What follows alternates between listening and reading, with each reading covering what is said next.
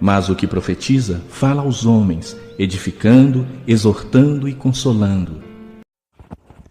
E por aquele mesmo tempo, o rei Herodes estendeu as mãos sobre alguns da igreja para os maltratar. Eu estou lendo aqui em Atos dos Apóstolos, capítulo 12, no versículo 1.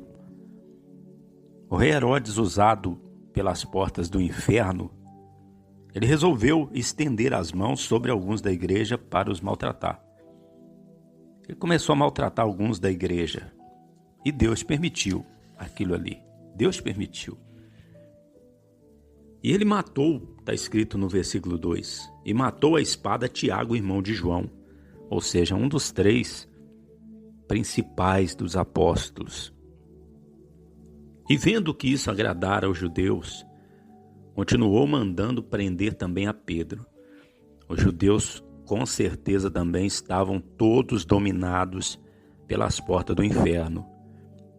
E por isso que eles ficaram tão felizes com o rei Herodes sendo usado ali pelas portas do inferno para maltratar os da igreja. Eles eram inimigos da igreja, os judeus. Estes judeus incrédulos, né? Vale lembrar que havia os judeus crentes.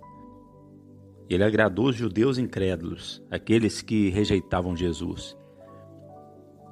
Então, veja, a união das portas do inferno, lutando contra a igreja, a união das portas do inferno com Herodes, que era o rei, e os judeus incrédulos. E muitos irmãos foram maltratados naquela ocasião, inclusive um dos principais apóstolos, Tiago, irmão de João. Ele foi morto, porém, morto aos olhos do mundo, mas sabemos que ali naquele momento, Tiago não morreu, mas subiu com os anjos para a casa do Pai, para o paraíso, e está mais vivo do que nunca. E há de ressuscitar em breve, no arrebatamento da igreja. E vendo que isso agradara aos judeus, continuou mandando prender também a Pedro. E eram os dias dos ázimos. E havendo prendido, o encerrou na prisão, entregando-o a 4 caternos de soldado,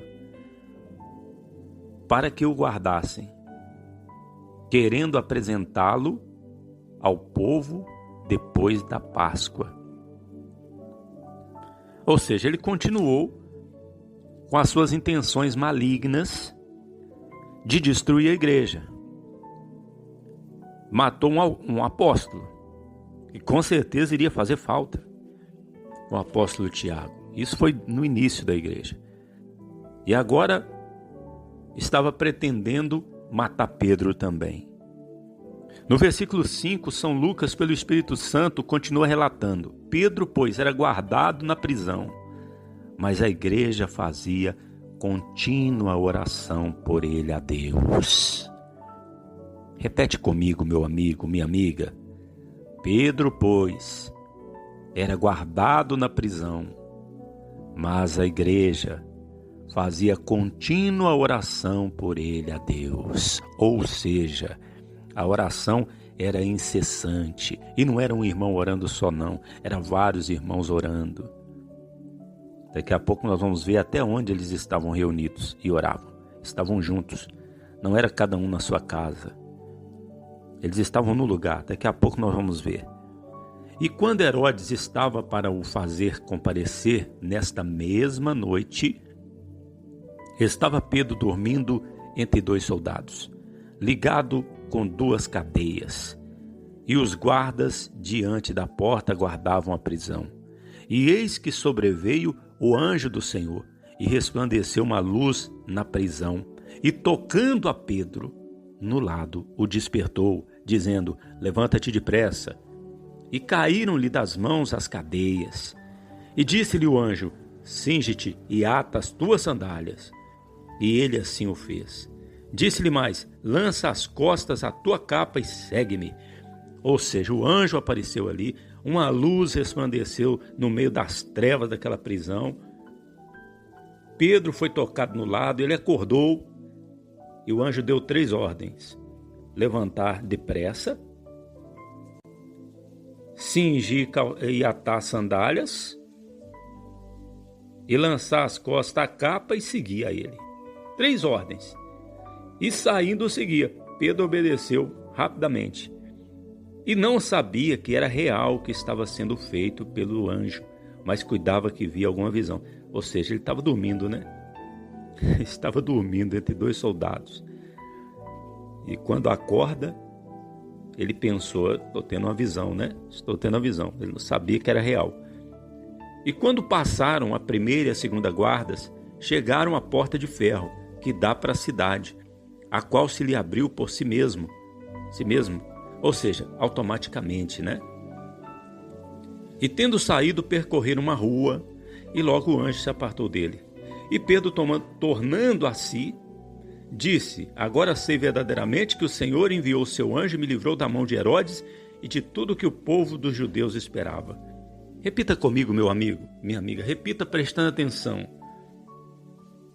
Olha só, repete comigo prestando atenção. E Pedro, tornando a si, disse: agora sei verdadeiramente que o Senhor enviou o seu anjo e me livrou da mão de Herodes e de tudo o que o povo dos judeus esperava.